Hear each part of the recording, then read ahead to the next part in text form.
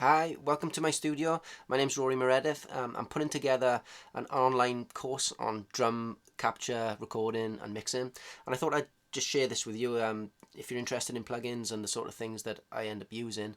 I've done a mix on a drum kit here, a number of channels, a number of mics on the drum kit, and I've already done a mix, so I've got a number of EQ plugins and compression plugins. Now these might not be the ones I would normally use, but I'm anticipating that most people who will do the course won't own all the fancy plugins. So what I've done is I've done a drum mix with the basic Pro Tools plugins plus a couple of good ones that I rate highly that I would encourage you to maybe spend money on.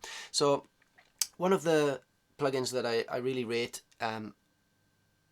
is basically Slate plugins. I love virtually all the plugins that the guy makes. I think he's very talented, and what he does is capture analog hardware and emulate that for the benefit of those people like me who work in the box all the time. So the first plugin that I'm going to look at, I've put on as the first insert on all of my plugins, on all of my channels, and that's his Virtual Mix Rack. Let's just take a look. His Virtual Mix Rack, very cool plugin, lots of EQs and compressors in here.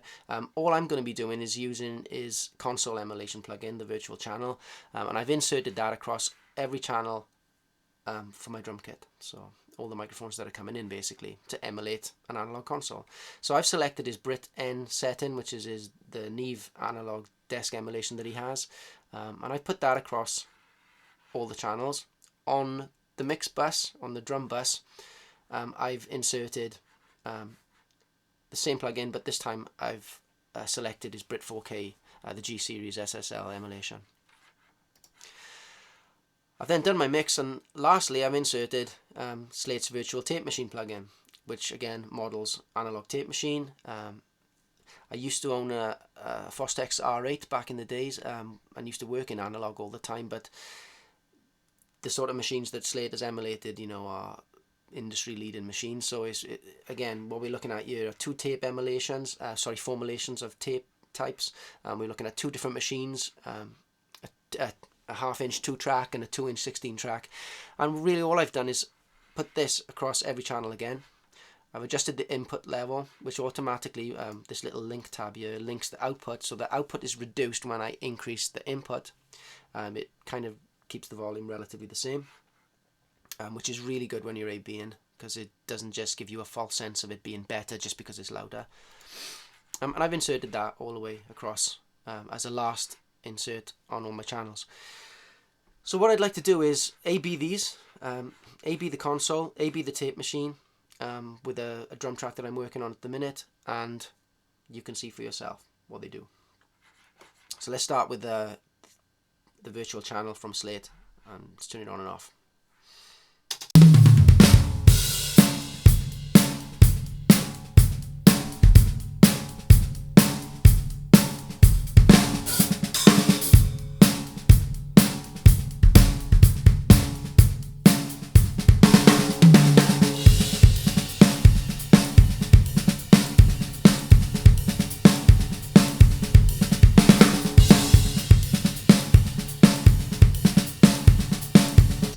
Okay, so hopefully you can hear a difference.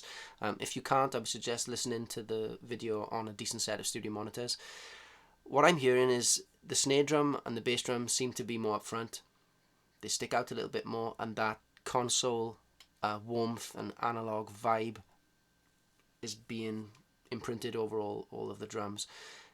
There is a difference. It's very subtle, but combined, when you combine all the channels in your mix with this sort of plugin, it definitely brings something to the table, so it's worth considering.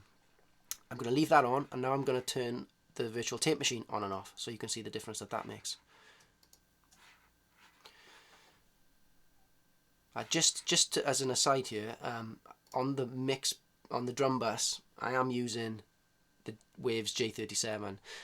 It's a different tape emulation to the Slate one, but it adds something really lovely in the upper frequencies, so just bearing in mind that that is being turned on as well.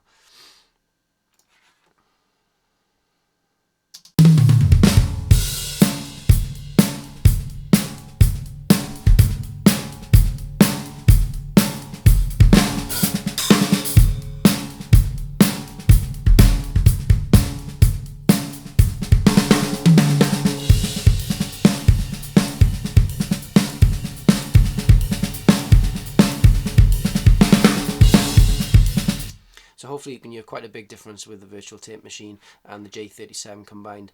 Like I mentioned, the J37 is adding something really sweet in the upper frequencies and adding a bit of saturation via that Abbey Road tape machine, and then the virtual tape machines from Slate, they generally add warmth and body and punch, and they just sound fantastic combined. So if you think about it, I'm doing certain elements of compression via saturation and EQ, but simply by adding plugins that emulate hardware. They're not actually EQ plugins and they're not actually compression plugins, but they're doing these magical things that people who've owned the hardware for years have been able to do in their own studios because they've got money and they can buy this sort of gear that costs hundreds of thousands of pounds. And now us who work in the box, who perhaps can't afford all this fancy gear, now get the benefit of enjoying, you know, the way in which this shapes the harmonic content of any particular signal.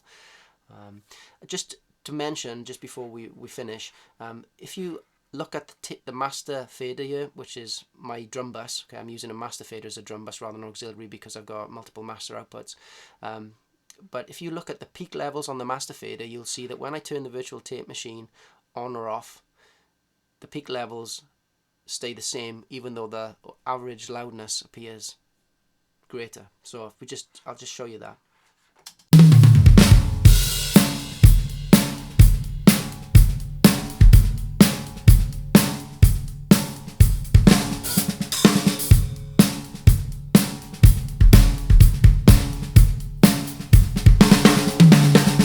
So it's interesting, you know, you're getting a much fuller bodied, more punchy drum sound, but you're actually not increasing peak levels in any way at all.